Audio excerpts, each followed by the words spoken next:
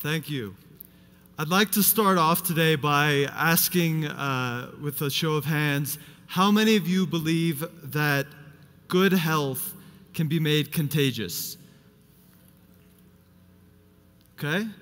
How many don't believe health is contagious? Okay? So we have more believers than skeptics. You know, we're accustomed to thinking about bad health behaviors as being contagious. We think about teens smoking together. We think about,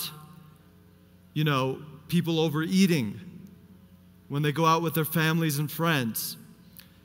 And if we think about how this looks in society, it's almost like the spread of a disease. Behaviors are kind of like an infection.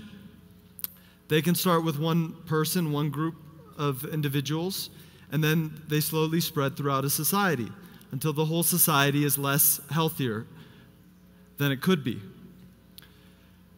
And this is really bad because people die, and governments, especially governments in poor countries, lose a ton of money. For example, for diabetes and cardiovascular disease, the global cost is over $1 trillion. And this is money that could be helping poor people live better lives. In a place like Jordan, a small country in the Middle East with 6 million people, it's a really big problem because the government loses about $2 billion each year because of a disease like diabetes, where the standardized prevalence is about 17%.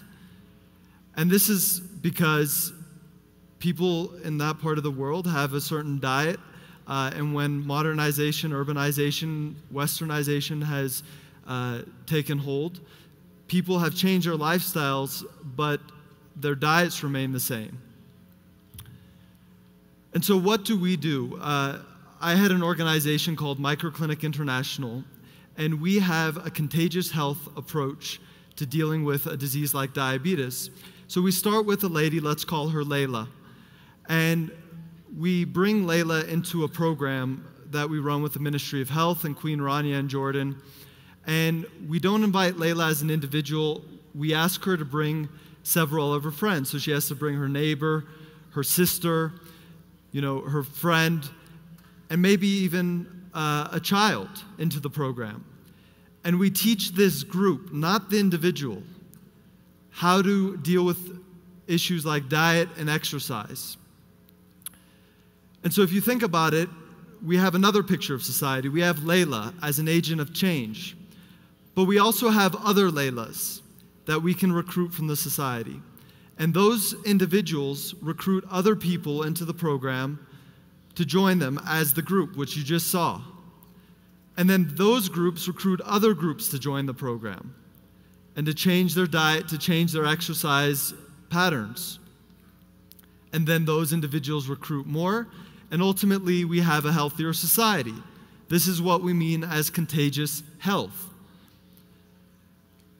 Now, the question is it working? And we believe, after conducting several studies, that it is working. People are reducing their blood sugar levels by significant amounts.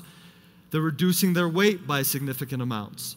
And they're reducing their weight and their blood sugar over prolonged periods of time, for example, up to 2 years.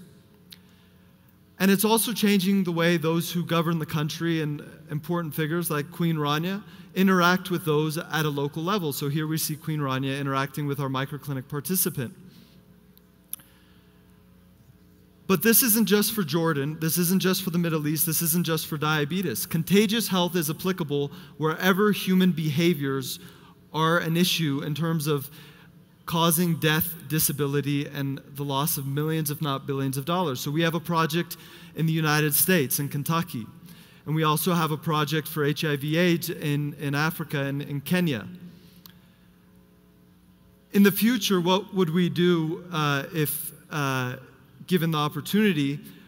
I'm very interested in ways that we can use these pre-existing real-life social networks and to combine them with new technologies like cell phones to reach not thousands but millions of people, and therefore saving billions of dollars in preventable healthcare costs.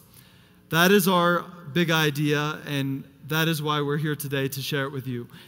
Thank you for listening to this presentation, and make good health contagious today. Thank you.